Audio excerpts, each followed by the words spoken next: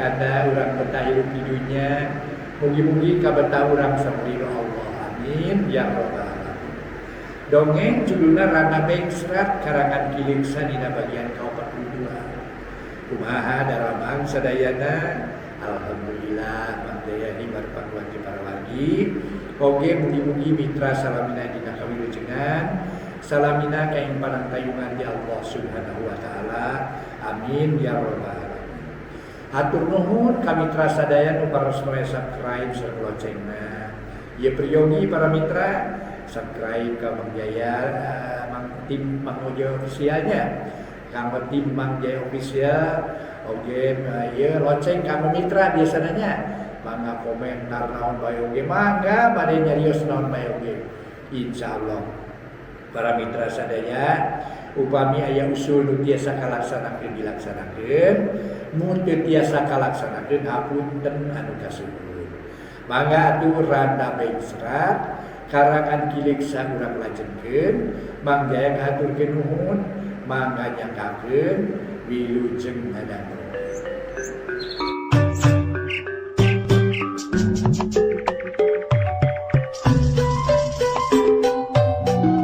Para mitra kaum dangu kumaha daramang sadayana. Alhamdulillah Mang Jaya aya hibar pangduati para wargi. Tiasa mancen tugas neraskeun hanca dongeng nu katuna kamari carios nyambung judulna Randa Bengsrat. Mangga kumaha urang teraskeun hanca dongengna. Atuh Mang Jaya saparakanca ngahaturkeun wilujeng ngadangukeun mugi acara ieu tiasa nyugemakeun etang-etang hiburan pangbeberah mana. Harita Mang Seno ngadenge pertanyaan merepek ti Harli jeung ti pamajikanana nu katelah biurmi. Atuh sabada harita menang pertanyaan Mang Seno tuluy nyarita. Yo manehna kitu deui Kajang Harli. Dengkeun lah ye bapa rek nyarita soal pagawean ulah waka ditanyakeun. Lantaran eta mah perkara enteng. Ayeuna mending urang badami nyawalakeun hijihan nu kudu buru-buru direngsekeun sabab kudu buru-buru dijalankeun.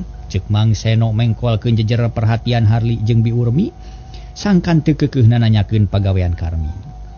Najan naon tukang Seno? Kieu kumaneh ge meureun geus katempo. Yen anak urang datangna bareng jeung Nyi Sari hiji mojang nu kungsi datang ka urang sawatara waktu ka tukang. Tah kulantaran kitu, ayeuna urang nguruskeun heula ieu. Nepi ka rengsena sabab ceuk Basri kudu buru-buru aya putusan mun geus putus kudu ngabejaan ka Bandung. Tah kitu maksud teh. Rek ngawinkeun? Bi Urmi langsung neguh. Tah kitu nya pisan rek ngawinkeun. Atuh kudu ngabejaan ka Ki Jama atuh ngarah aya nu ngajejeran dina ngitung waktu. Utamana mari kolot sok tartib tara sologoto kalas urang. Kukuring rek disusulan. Bi Urmi teu nolih kana kacape. Jerut turun gedig indit ngajugjug ka imah Aki Jama. Tekung silila Bi Urmi geus balik deui dibarengan ku Aki Jama. Bus katepas gek diuk kalayan tenang Aki Jama rutret ka Karmin jeung ka Sari nyeh seuri. Bage aing cu kumaha cager hijab ge euy. Pangestu ki cager ki kumaha hijab geulis. Aki Jama ngareret ka Sari. Teu kirang sabios-bios sehat ki. Heuh syukur atuh. Tapi aya naon ieu teh mun asa dari was teuing, luang riung mata kaweun. Siga-siga rek aya raramean ieu teh. Kieu ki kuring teh kamari indit ka Bandung nyusu-nyusu nu jadi anak. Taina geus kabawa ka lemur aya berkah teu kungsi hese di tayangan. Sabab ari joal ai tepung sarta ayeuna sakalian dibawa ka dieu. Malah bareng jeung Nyi Sari pibojoeun Karmin. Tah kulantaran kitu kuring teh teu nolih kana kacape langsung we. Neang Aki sabab hayang buru-buru rengse. Ngarah teger kana hate. Tah ayeuna rek bakca ka Aki yen barudak teh rek ngadon kawin cenah di dieu. Ceuk Mang Seno sabalakana teu malapah gedang heula. Rek kawin? Asa ngalareunah teuing ngajang-ngajenge bet geus sanggup kawin. Nya geus boga keur bakal sia Karmin. Gaduh Ki, jawab Karmin seri koneng hatena sedih. Ki, ari geus mampu ngawi biayaan mah sarta geus aya kahayang sorangan. Dar-dar kali nyare kawin mah. Da moal aya nu ngahalangan bari ge. Mohon Ki geus hayang gerader Karmin nyarenge. Ari pangna yang akhirnya naon atuh sia teh Seno? Pangitungkeun waktu nu alus sangkan barudak mulus rahayu berkah salamet. Aya dina kabagjaan lahir batin. Nairahan nu hade jeung nu ngajodohkeun jeung barudak urang. Oh rek ngitung heula nya. Aki Jama malik nanya. Pantenan Ki dah yang salamet. Halus teh kaja euy. Memang bener. Sagalua pagawean ge kudu asak perhitungan. Ngarah teu kasasarnya lampah, tapi sing inget kulak canggeng bagja awak jeung takdir hiji-hijina manusia dina kakawasan Allah. Jadi perhitungan manusia mah teu mutlak, teu bisa dipake jaminan. Nu utamanya masing deket ka Allah, sing tumaprak kana naon-naon nu dikersakeun ku anjeunna. Ngan memang urang kudu ikhtiar neangan waktu nu alus jeung bisa lamateun. Mun urang nyaho eta teh goreng, ulah disorang. Mun nyaho eta jalan teh alus, prak geura jalankeun. Jeung utang hitung teh sabenerna masih mul tadi euy. Pika hareupeunana jelema kudu utang hitung. Lantaran jelema lamun teu hitungan bahaya. Aing hitung teh kaasup kana persiapan anu matang kitu tah. Jadi cek pamikir aki eta utang hitung teh ngan saukur simpul. Jadi nu penting nama urang teh kudu loba ngitung pika hareupeunana sangkan pikiranna bengras kitu. Iraha kira-kira natuki? Ku aki dituduhkeun waktu nu alusnya. Tapi itu kan aki teu bisa dipake jaminan kana datangna kaselamatan. Hayang selamat mah minta ka Allah nu Maha Kawasa jeung Maha Murah. Jeung deui sarerea kudu nyaho, poe mah kabeh ge alus. Sabab kabeh ciptaan Allah. Ngan tangtu. Dina alusna teh aya tahapan-tahapan. Aya beda saudak saeutik dina watak jeung tahapan jeung tergantung keur kumaha ngagunakeunana. Contona poe Jumaah paneta teh hiji poe nu mulya. Disebutkeun juragan poe atawa radena. Lantaran dina poe eta urang bisa ibadah berjamaah kitu tah. Nya eta nu kasebut salat Jumaah teh. Pan poe Kemis mah teu bisa meureun. Model kitu teh. Poe sejen nya teu bisa da geus ditangtukeun ngan sajumaah sakali. Jadi hiji poe nu pangalus-alusna malah ceuk bangsa urang Timur Tengah mah Sayyidul Ayam cenah teh ngaranna teh. Tah dumasarkan hal eta jelas. Alusna poe teh aya tahapanana. Taina urang cokot nu dianggap pangalusna keur ngawinkeun barudak kitu lain jang seno. Mohon kitu pisan maksud abdi ge. Tah syukur atuh. Kieu hitungan aki mah ngari duit ke saya gi. Saya gi cekap. Panganten awewe jeung lalaki ke saya. Ya ieu kapayunan ku aki. Sabaraha poe waktu nu dibutuhkeun keur babahanan hajan. Ge 2 poe ngalasulu, 2 poe nutu, 1 poe babahanan nu sejen. Hiji jadi hiji 2 3 saminggu ki. Cek Mang Seno bari nilap-nilap pramoleungeun. Ngurus surat-surat beres saminggu. Beres, keun we daya uana jang Harli sina digancangkeun we. Mang Seno gede hate. Tah. Lamun kitu mah babaring hitung ayeuna Kemis ke urang hitung. Hiji 2 3 4 poe Kemis deui ke atuh jalan. Alus digana mah geus aya. Da geus sagala aya. Cek aki jama Daryanaker. Kemis hareup ki. Heueuh Kemis hareup moal manggil deui Kemis. Kumaha min sanggup maneh? Mang Karmin nanya ka anakna. Sanggem lah. Segala aya ngadaguan naon deui atuh. Karmin geus teu sabar hayang geura beres. Syukur atuh mun geus teu ayeuna mah ayahna ulah lila-lila di dieu. Keun bae capek keneh kudu langsung ka Campaka tepungan Pak Ading. Langsung badamian yen Kemis hareup urang kawinan. Ada geus badami jeung Harli rek diajak ka ditu keur paneger. Pokona mah bisi aya naon-naon di ditu maklum bareto tas aya ributan bisi aya keneh buntutna. Heueuh jiga ditu. Jeung saha we ka ditu namangan wayahna nya, bapa moal bisa nganteur. Lain kuna naon tapi perlu barang siar di dieu. Jeung rek lapor ka kubu ngarah tere beres. Ceuk Mang Seno bangun singgah. Hoream ka Campaka jeung capek deui. Keun wae pa sanggup kuring sorangan ka Campaka mah. Tapi ari Sari moal capek mun ayeuna langsung ka ditu. Karmin ngareret ka Sari. Aduh mah ngiringan Kang pokona mah asa tereh rengse we. Nya nuhun atuh, pek ngaleuteul atuh urang ka Campaka ayeuna. Jam sabaraha amin ka ditu teh? Cek Harli. Nah setengah jam dewe meureuh hareula lah ayeuna. Kuring mah rek ka imah heula tuh rek bebeja ka kolot bising deudeupun. Tadi can kungsi bebeja, Harli nangtung. Nyajung atuh tapi kade ulah teu ka dieu nya anteur ka ditunya. Pastilah. Harli turun terus muru ka imahna, hatena jadi teu puguh rasa. Utamana mah inget kana surat ti Mang Ading teh anu tadi katarima ku Jahri. Tapi ayeuna bet nyaksian kaayaan kitu estu papalingpang jeung isi surat. Akhirna Harli teu curiga ka Jahri manehna boga pikiran goreng bisi aya kajadian nu teu dipihara. Aing kudu singkil kudu sasagian ye bisa aya naon. Bisa aya bancang pakebo aya mau ngamuk gajah mata aing kudu siap sadia ye. Boaya si kusi wulu-wulu ye. Lantaran aneh ye kajadian teh ye. Garentes hate Harli bari singkil ngingkig ka imahna. Ari Karmin jeung indung bapana harita uplek ngobrol di barungku Sukaseuri. Tapi di satu kangen ti eta mega kasusah geus mimiti tembok ngaganggu kana kabeh ngerasan langit harapan. Satuluyna Mang Seno jeung Bi Urmi baradami ngarancanakeun naon-naon nu kudu dipilampa. Soal duit geus dibere ku Karmin pokona mah asal acara bisa lumangsung kalayan lancar. Ari Sari jeung Karmin disamper ku Harli. Berarti Ridwan Indit ngajugjug ka Campaka rek nepungan Mang Ading. Perasaan Sari betagiwur atau pacampur jeung sieun sabab rumasa boga dosa ka kolotna. Tapi ari dibarengan ku Karmin mah regreg teu sieun teuing. Urang malikan ka tukang para mitra harita panon poe keur reumeujeunna panas. Mata karidang bayeung yang Jahri leumpang gancang muru ka Ajum anu geus kesel ngadagoan. hayang geura bek nyiksa ka Harli. Tapi ari Jo Jahri lengoh ambekan ngahegak hesa ngoprot maseuhan awak. Beungeut semu beureum puguh Ajum menika kerot bakat ku ambek. Hampir pok nyarekan ka Jahri ngan untung bisa kene nahan. Sila ka Ajum gagal euy. Ujug-ujug nyarita kitu we Jahri teh. Sila ka kumari maneh Jahri naon kejadian teh? Teu percayaeun kana surat atau kumaha? Ajum beuki penasaran. Lain teu percaya kana surat. Da tadi ge si Harli mah geus kabawa ku kuring sarta geus diiringkeun. Ngan di setengahing perjalanan amprok jeung mobil sedan. Tina mobil anu gegeroan malah nepi ka turun si oreng si Karmin euy. Si Karmin? Ramjado terus kumaha? Barabat Jahri nyaritakeun naon-naon nu katempo jeung kadenge ku manehna. Puguh Ajum ngaburileng bakat ku ambek huntu ka kerot nahan amarah beungeut geuneuh. Kurang ajar jadi kumaha mun kitu atuh ayeuna euy. Nya teu kumaha pokona mah si Harli mantok deui nuturkeun si Karmin. Setan alas. Gagal rencana dewek atuh. Tapi ke euy, aya untungna ye. Sabab si Sari geus datang lain. Ajum leuleuy amarah rada ngurangan. Kaupahan ku datangna Sari. Yakin si Sari geus datang bareng dina mobil. Taina euy urang atur siasat.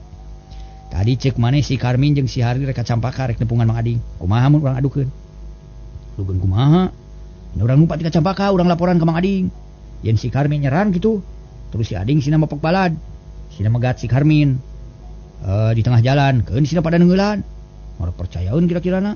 Bila aku tuh percayaeun dewek nu ngomongna, yuk ini. Nah, ieu tuh. Teu laloba catur braduanana laleumpang gagancangan. Ngajugjug ka Campaka Ajum meuni gregeteun hayang nyiksa Harli. Tapi can hasil wae da loba pisan halanganan. Teu kacatur di jalanna kocapkeun geus tepi we harita teh Ajum jeung Jahri. Tarapi ka imah Mang Ading ka sampak Mang Ading keur pareare omong keneh jeung Bisarma. Sabab Bisarma teu satuju mun salakina ngagugu teuing ka jalma saliwat.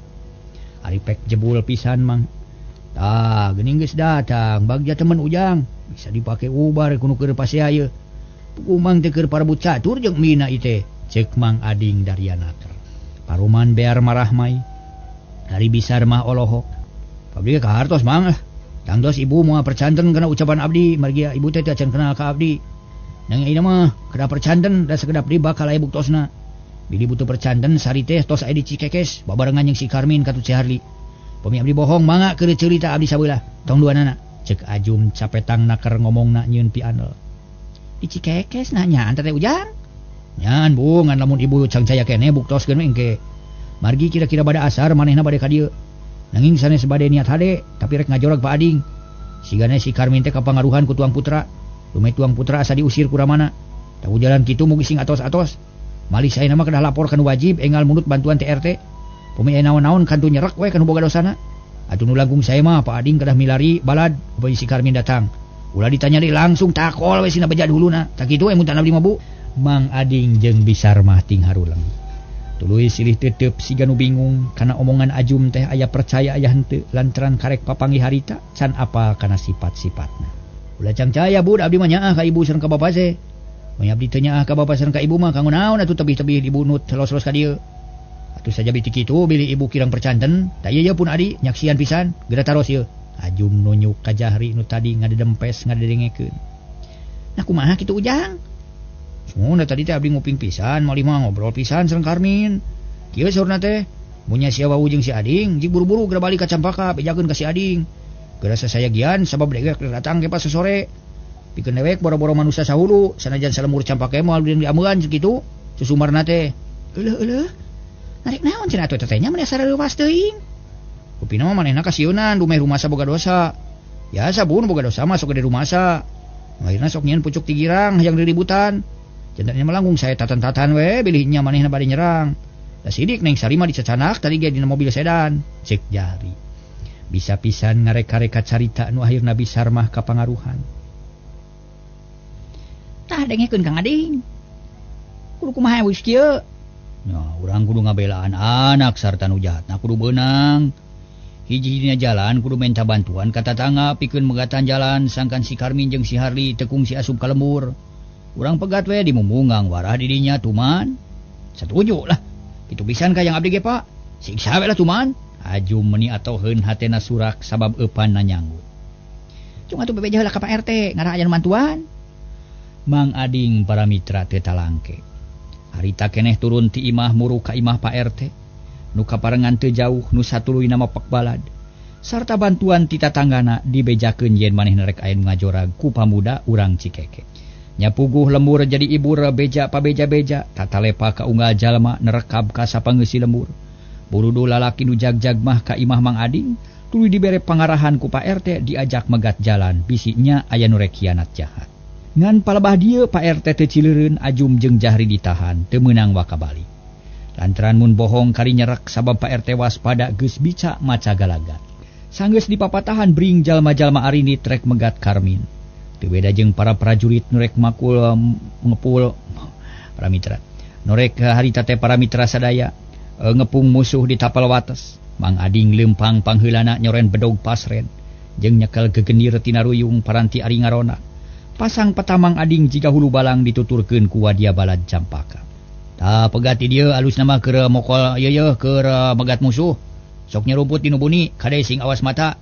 Cek Mang Ading bari mubus kana dapuran manja. Baturna narurutan neangan panyumputan nu buni. Tapi para mitra anu mulia, Pak RT kalah ka jalang jeleng men ulak cangkeng pok nyarita rada bedas ngarah kadenge ku sararea. Batur-batur awas ulah sologoto ye. Muncan aya komano ulah wani gerak. Sabab mun gagabah bisi cilaka bisi kaduhung akhirna. Mun musuh ngaliwat pasrahkeun heula ka kuring rek dipegat ku sorangan. Lamun cek kuring tewak ku sararea. Lamun cek kuring ulah. Ina bet sumang teu pugu teuing Pak RT, sumang teh caritaan teh teu akur jeung kahayang kuring, temal Mang Ading. Ulah hayang meunang sorangan Mang Ading, kuring masalahku RT moal ponteng kanu koneng moal cuit kanu hideung. Sagala rupa tindakan kudu make jeung naon teh di pikiran heula kudu dumasar kana undang-undang. Teu meunang mawa karep sorangan mahala batur mababari tapi nanyeurkeun keadilan hese. Tah kulantaran kitu sararea kudu nurut kana komandan ti kuring. Singsa nu gagabah kudu tanggung jawab dina akhirna. Cek Pak RT tandes. Jap Mang Ading ge teu wani nyarita deui. Angin pasir ngadalingding nebak kana pucuk eurih pating arulang oyag-oyagan. Siga nu ngagupayan dangdaunan pating korosak kaoyagkeun ku angin nu ngahilibir. Sedengkeun manuk-manuk recet di sarada dina tatangkalan. Harita Mang Ading jeung wadia baladna geus mernah dina panyumputanana. Malah Pak RT geus nyumput ngan teu jauh teuing di jalan. Di jalan malah mah kaciri keneh da ukur kehalangan kurungkun laja jeung koneng gede. Ngahaja ngarah babari nyampeurkeun anu ngaliwat. Dina waktu nu saur di jalan aya nu laleumpang tiluan bangun anu salsenaker, lalaki duaan awewe saurang galecok gobro bari suka bungah gogonjakan teu ngingetkeun kana kacape. Beuki lila beuki deukeut kanu megat beuki sidik jeung beuki atra jelas pisan nu datang teh Karmin jeung Sari. Dibarengan ku Harli minangka pangawalna da harita teh Harli mah teu poho. Nyelapkeun siku-siku keur ngajaga diri bisi aya mau ngamuk gajah mata. Akang mah waas ari ngaliwat ka dieu teh euy li, ceuk Karmin. Naon waasna Kang? Sari panasaran. Waas basa mamitinya lembur Campaka. Hari tapan leumpang dua anjeung Harli kira-kira tengah peuting. Sabada jajab dua awewe teh lari beriwa bolongko, taning ririwa harita teh. Hah? Ririwa? Ah, sok heureuh ya Kang mah. Ai Harli moal nya teu inget. Nya di poho deui. Nya bener ketang baheula. Nu lares Kang ulah nying sieunan atuh mangkaning teh burit. Sari ngadeuketan leumpangna muntang kana leungeun Karmin. Nying sieunan ieu mah lalakon zaman katuh Kang, bisi teu percaya mah tanyakeun ka Harli. Nya je lah, kuana mah beres lah kita. Aya ririwa. Nya kitu Kang Harli. Nyaan. Aloh, ninggarulis awena ge pananya teh. Lain ririwa mun nyaho malah moal diguguk ka hayangna. Hihi. Leuwas kareunakeun matak muringkak bulu punuk. Geus lah ulah ngobrolkeun jurig sieun. Ngobrolkeun naon atuh danu teh sieun. Ngobrolkeun jelema we dan loba lalakonna. Gatuh. Sabab Kang inget deui kana lalakon baheula dina mangsa anu ngaran Tepung jeung Sarinya. Harita mah tak reuwas deui da teu bupugu ngadon dipegat ku nu karjul teh. Mulai aki incu aki jama wah boa kari jenatna. Ceuk Karmin inget ka zaman bareto. Nah sahan bogat namin? Harli hayang nyaho. Pan si Mirja jeung baladna popotongan Sari. Sah. Ulah nyaritakeun deui si Mirja mah sebel. Jurig ulah si Mirja ulana kudu kumaha atuh teh. Karmi nyerenge seuri sawangan ka alam nuges katukang kalah ka beuki bengras narembongan. Barang keur jongjon ngobrol celeung aya nu luncat tinu bala. Langsung ngabedega di tengah jalan bari nyekelan perah bedog. Sari ngajenghok para mitra sadaya. Ari Karmin olohok teu ngiceup-ngiceup sedengkeun Harli taki-taki bisi aya nu teu dipiharep. Eureun heula kula rek nanya ka Andika tiluan. Ceuk eta jalma nu tayalian iwati Pak RT nu sejen geus tatan-tatan nunggu komando. Asa di zaman baheula itu dinusuni saeutik bet aya begal. Na geus eueuh pagawean sejen nu halal, geus teu zaman ngabegal teh atuh dina. Ieu mah hina haram moal aya hasil deui da kuring mah boga hojah ina teh. Jeung naon nu rek dibegal kuring mah teu maona naon. Karmin tatagnaker teu gedag bulu salamar hatena geus gilig rek ngabelaan sari nepi ka puput umur. Mun tong gagabah ngomong teh atuh. Aing melain bega. Tapi rek mariksa ka sakureseh mah nu datang ka lembur ieu. Bisi maneh teu nyaho kami RT ieu. Nya komo beuki salah piraku pangkat RT kitu peta. Mariksa semah lain di dieu tempatna. Kudu di imah atuh mun kuring asup ka hiji imah terus sampeurkeun tanya surat-surat keteranganana. Tanya maksud jeung tujuan lain ku cara kitu. Salah teteh Pak RT. Karmin beuki wani atuh. Meningah mun ngahuleng Pak RT kasedekeun ku Karmin. Pok dinempas. Eta mah lain urusan kuring. Heueuh nya urusan kuring eta ge rek kitu rek ieu ge. Ai tujuan mah sarua pikeun ngajaga keamanan. Ieu mah demi ngajaga keamanan mariksa jelema mah di mana ge bisa. Nya tapi kudu sopan atuh. Nah, kurang sopan kumaha? Naon salahna nanya di jalan? Salah sabab carana jiga bega rek ngagarong. RT mah lain kitu atuh kudu make tata krama nu luyu jeung aturan. Ulah ngerahkeun RT anu sejen. Sabab nu sejen ge teu kitu saropan balager. RT ngahuleng para wargi sadaya. Luak liuk bari neureyan ciduh beak piomongkeun. Mun ngagugu nafsu hayang ngambek ngan orok kaya geus kapikir ku manehna oge. Mun ngambek teh para mitra bakal leuwih goreng sangkaan Karmin. Akhirna teh RT mun ngambek bakal leuwih goreng sangkaan ti Karmin teh. Akhirna RT ngagupayan ka Mang Ading na atuh ai burudul teh kabeh barijil sabab disangkana isyarat ti RT sangkan bijil kabeh. Aya naon ieu teh? Kawas zaman goromolan we. Ceuk Karmin bari unur-unuran. Leungeun katuhunya kelan sari. Sedengkeun sari ngajenghok sabab di antara nu ngepung teh moal hiji paroman, hiji tangtungan hiji jalma tayaliwan iwati bapana. Kang Karmin itu bapa pipiliun megat. Tenang sari, urang mah teu boga dosa teu kudu sieun. Sing saha nu wani ngarogahala tanpa sabab ku akang rek dilaporkeun ka nu berwajib. Mang Basri rek sina turun tangan sakalian lah. Karmin geus nekad mun manehna meunang cilaka rek ngadoni ka Basri. Tahan, ulah wae kagerak. Bandungan ku sadaya. Pak RT nyegah. Sangkan ulah aya kajadian naon-naon da tadi ge teu marentah bijil. Rek dikumahakeun heula Pak RT ulah diajak cemarita manusia kieu mah takol huluna tuman. Cek Mang Ading geus teu sabar. Bapak, sari ngagero tapi tetap muntang ka Karmin. Kepeg Mang Ading reuwas pacampur jeung atoh sabab sidik nu ngageroan teh anakna. Sari, ka dieu ulah ngahiji jeung jelema gejul. Mang Ading ngagupayan. Nu sejen ngalugas bedog bangun galak atuh Karmin jadi nekad serog maju salengkah haok sosoak. Bapak-bapak saderek-saderek. Ieu dengekeun omongan kuring ye. Naon maksud ieu teh narek ngabega atau rek ngajaga? Saha nu dimaksud baragajul teh? Saha nu dituju jahat ku aranjeun? Coba geura jawab. Silaing. Tema anu margat raong Pak RT ge teu geunah cicing. Mana buktina? Karmin nanya. Teuneng jeung ludeung cep sarerea jempe taya nu wani nemalan bingung ku pikecapeut. Coba saha nu jahat teh mana buktina panggal disebut jahat? Awas lamun teu bisa ngabuktikeun maraneh kabeh ku kami dituduh jahat. Sabab geus bukti megat nu ngaliwat ku cara kieu. Sedengkeun anu kieu lalampahanna teh tayalian iwati bega. Bisi aranjeun teu nyaho kami datang ka dieu jeung Kapten Basri ti Bandung mising teu nyaho mah. Beuki cempling jalma reuwas kadenge-kadenge kitu mah jeung deui sarerea sadar. Yen cara kitu teh salah da geus lain zamanna. Malah Pak RT rerempodan bisi nya Karmin teh dibarengan ku Kapten Basri. Sabab tadi ngadenge beja para mitra yen Karmin turun tina sedan. Ujang mugi sing tenang heula jang ulah ka Bandung ujang ceuk Pak RT. Kuring mah ti tadi ge tenang da teu boga niat jahat sabalikna aranjeun kudu tenang. Rek nanahaon bari nage megatan kuring. Nu teu tuah teu dosa. Nah teu garelo mah kitu. Ulah sasauran kitu jang kieu geura yeuh. Barabat para mitra Pak RT teh nyaritakeun ka sang tukangna pangna aya kajadian kitu. Pak RT jeung rombongan kasieun bisi nya aya nu rek ngaroga halamang Ading atuh cakaka Karmin seuri pok nyarita. Nah, bet barelot teuing atuh. Nah, bet beudang dimaenkeun ku jalma balegug kawas lain kolot we. Kuring mah datang ka dieu teh lain rek ngajorag, lain rek ngaroga halamang Ading. Tapi rek jajab Nyisari nu hayang balik ka kolotna. Pangna dijajabkeun Nyisari teh kasieunan. Dumeh rumasa boga dosa, bareto basa ini teu bebeja. Taina rek menta dihampura bari sakalian masrahkeun deui dirina. Salaku anak ka indung jeung bapa. Ari kuring pangna marengan teh atawa jajab teh sabab kuring pisan nu manggihanana di Bandung. Jeung kuring pisan nu diteangan ku Sari, ngaran kuring Karmin pisah laki Nyisari. Taina rek ngalamar ka kolotna kitu. Ceuk Karmin bari pepeta para mitra sadaya. Harita teh ari Sari muntang kan leungeun kenca Karmin puguh we sakur nu nyaksian olohok percayakan omongan Karmin. Kuring menta ieu rek melu nyarita yeuh, ceuk Harli. Didinan ku kuring pok nanti tali. Karmin miheulaan nyarita. Ngaran kuring Harli, sobat madok Karmin ti leuletik. Taina kuring rek milu bebela sabab sidik pisan sobat kuring disangka jahat. Kuring ngabejan ka sarerea, Karmin lain jelema jahat, tapi jalma sial. Tapi najan sial ge untung keneh, boga panutan nu satia nyatana nyisari.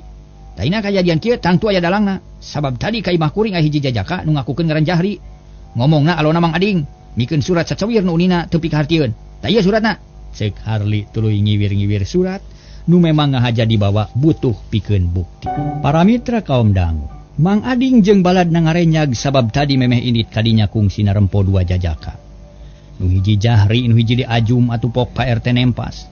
Bener teu salah di imah Mang Ading aya dua jajaka. Salah sahiji nu ngaran Jahri, nu saurang di Ajum. Ajum. Bagia temen mun aya si Ajum teh kuring apa ka si Ajum atuh kungsi rek merkosa nyisari. Dibawa ka sawah rek dipaksa pirusa ku tiluan jeung baladna. Ngan kuring heran nah make aya di luar ari si Ajum. Apaan manehna di Buwi lain? Ngomong nama karek keluar ti Buwi. Mang Ading milu nyarita manehna jadi penasaran ngadenge kitu mah. Sing teh nyaho nu jahat nu baragajul teh si Jahri jeung si Ajum.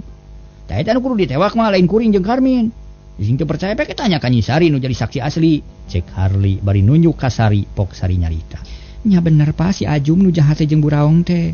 Mun kitu mah urang kalembur bebarengan, hampura mangnya. Cek Pak RT ngajak sasalaman ka Karmin. Gap ditampanan ari Sari nyampeurkeun ka bapana gabrug ngarontok segeruk ceuri. Rek nyarita teu kaduga eleh ku piceurikeun nu nyelek dina tikoro. Geus Nyai. Geus teu kudu ceurik, anggur masing suka bunga sabab geus bisa ngariung deui jeung kolot. Kasalahan hidup di hampura lahir batin sabab kajadian itu lain salah hidup tapi salah bapa. Ceuk Mang Ading ngusapan buuk anakna. Nuhun bapa abdi kaduhung. Teu ngagugu kana papatah bapa. Duh Pak abdi teh sangsara tunggara ampir-ampir teu bisa balik. Lamun teu tepung jeung Kang Karmin mah duka kumaha nasib abdi teh. Keun bae keun da geus kalakonan. Eta mah anggap minangka panebus dosa yu urang ka imah karunya ka indung maneh beurang peuting tara janglar. Balas mikiran nu jadi anak, yu anak ing hayu. Mangga bapa mangga. Karmin narik napas jero lugina geus nempok kitu mah. Bring sarerea ngajugjug ka imah Mang Ading ngiringkeun Karmin nu ngageneng jeung nu ngageneng Sari. Dikawal ku Harli atuh nu tadi narek megateh jadi mapag siga mapag menak ti dayeu. Barang anjog ka imah bisar mah tuturubun buru anakna lantaran ti kajauhan geus sidik yen anakna datang. Gabrug ngarontok ka Sari di galentoran bari diceungceurikan.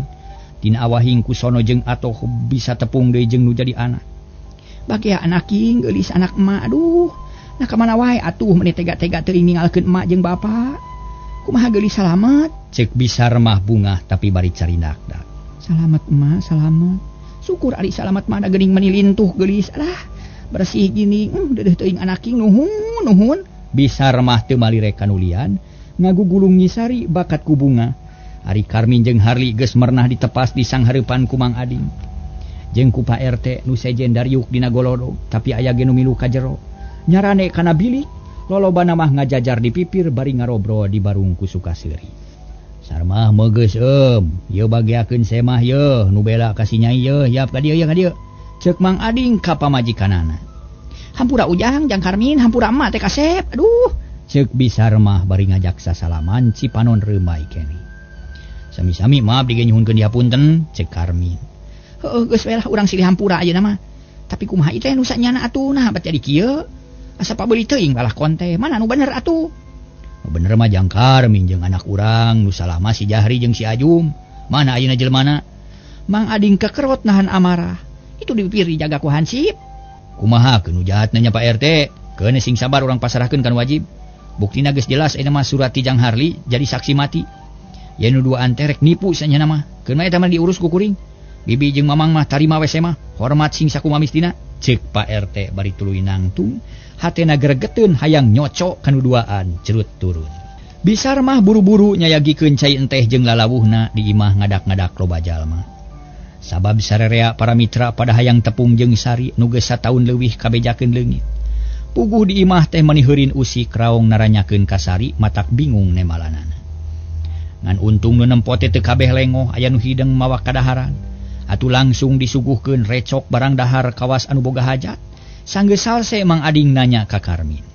Ujang, dayeuna mah geus salse jeung tumanina bapa rek nanyakeun lalakon, kumaha pangna bisa labung jeung anak bapa teh? Oge kumaha maksud ujang ayeuna mangga saurkeun ulah asa-asa. Keun anu geus kaliwat mah ulah diinget-inget anggap teu kungsi kajadian naon-naon, ieu mah anggap mimiti we. Mangga bapak ku abdi ge bade dipedar nanging moal sadayana ieu teh margi diantawisna aya nu sifatna pribadi. Teu sae kadangu ku jalmi seueur. Nu langkung lengkep mah taros we tuang putra kieu bapak ieu. Abdi teh langsung bade wakca yen abdi sareng Sari geus patali janji yen bade ngahiji laki rabi. Mali mah waktosna tos ditangtoskeun, biayana tos disayagikeun, itu ieu mah tos kempel. Nu peryogi mah ti bapa. Kahiji pidua, kadua widi, katilu mugi kersa ngawalian sakitu. Uluh. Kutan teh kitu.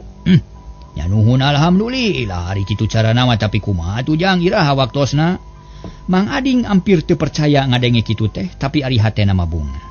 Maksud teh bade akad nikah dinten Kemis Payun moal waka raramean asal salamat we heula. Perkawis tempat disuunkeun bade di lemur abdi, da kitu kapalain Nyi Sari oge. Nya mangga wae teu nanaon kitu ge asal salamet we. Nun ari geus kitu mah bapa teh nya tujuan pisan doa sarta sayagi keur ngawalian, da teu kitu ge kewajiban bapa. Heug moal dihalang-halang. Nya nuhun atuh ari kitu mah damung sakitu maksud abdi nu utami mah. Tah geuning kitu maksud Jang Karmin teh Sarma. Kumaha satuju maneh Sarma? Kang Ading kuring mah satuju wae jeung tibatan anak mulayaban teu pugu. Mending buru-buru kawinkeun komo da imah lalakina pilihan. Pilihanana moal matak jubat kana hate. Perak jalankeun kuring mah moal ngahalangan doa pisan mun muga-muga sing salamet. Syukur tah kitu geuning ti indungna ge ojang. Nuhun alhamdulillah katampi Bapak. Nyi Sari para mitra meuni teu sirikna surat. Atoh ngadenge babadiamean anu lancar Nyi Sari agulna keur. Dunya asa nu sorangan tina awahing ku ngarasa bagja gabrug ngarontok ka indungna. Nyuuh kana lahunan, "Mak, hampura abdi emak. Abdi rumah sagede dosa, loba kasalahan ka emak. Ayeuna mah ngawidian nuhun pisan, emak." Geus nyai ulah mikiran nu geus kaliwat ayeuna mah. Sing gede hate, sing suka bunga sabab geus tepi kana milikna. Kudu ngahiji laki rabi jeung Jang Karmin. Nuhun geulis, nuhun geuning perjuangan hidup teh hasil. Bisar mah meuni agul para mitra. Geus puguh kitu mah atuh para wargi. Sarerea suka bunga galecok ngobrol. Sagala dicaritakeun. Sabagian aya nu milu ka Pak RT. Jajab Ajum jeung Jahri rek disetorkeun kan wajib. Sabab geus bukti nyieun kaonaran di lemur Campaka sarta geus ngarancanakeun rek nyiksa Harli. Satuluyna para mitra sadaya sanggeus parat babadamian. Sarta sagala rupa geus beres Karmin teh amitan heula rek balik ka Cikekes. Ari Sari hayang nyacapkeun heula ka sono jeung indung bapana katut dulur-dulur. Bral Karmin miang dibarengan ku Harli, Sari gugupay bari seuri teu melang teu hariwang najan ditinggalkeun ge. Lantaran ayeuna mah geus percaya sagemlengna yen Karmin bakal jadi milik manehna. Teu kacatur deui itu ieuna kocapkeun sagala rupa persiapan geus beres. Surat-surat ku palebay direngsekeun ngabejaan ka Basri ku Mang Seno. Nu sejen-sejen ku Bi Urmi dibantu ku Aki Jama. Akhirna kari nunggu-nunggu anu tangtu ngadaguan mangsa nu utama, Karmin beuki geus taki-taki. Beurang pada ngagonyak peuting pada nyiniran maklum ka calon panganten sok loba nu ngarereakeun. Saurang oge eueuh nu nyaho yen Karmin geus kungsi kawin sarta jeung Sari ge geus jiga rumah tangga. Ngancan aya nu nyaho yen Sari geus 2 bulan ka kandungan, nu nyaho iwati jenisna ditambah ku kulawarga Basri katut Mang Seno. Cunuk kana waktu ningang kana mangsa poe nu dianti-anti geus katepi. Mangsa nu didaguan geus kasorang poe Kemis geus ngajadi. Panghulu geus cunuk para onangan geus daratang ngalingkung di imah Karmin. Rek nyaksian akad nikah. Basri sakulawarga geus datang mawa rupa-rupa kueh jeung oleh-oleh nu sejen. Puguh hajat tambah regreg asa aya nu ngajejeran. Poe eta kulawarga Mang Ading daratang ngaliud teu kaampihkeun. Da puguh imahna leutik ukur dariuk di balandongan. Tapi sarerea ngamaklum da puguh para mitra semah teloba. Teloba catur perak panganten di rapalan disaksian ku sepuh-sepuh nu raket keneh pertalian kulawargana jeung Karmin. Malah Aki Jama ge panghareupna hayang sidik nyaksian incu nu di rapalan. Daya itu ieuna estu lancar taya halangan harungan. Sabada di rapalan panganten munyungan kanu ngariung. Sarerea suka bungah milu bagja ka Karmin jeung Sari. Nu mungaran nincak lalakon anyar ngambah sagara rumah tangga ngudag pulo tujuan nyatana bagja dunya rawuh akhirat. Waktasna see para mitra sadaya.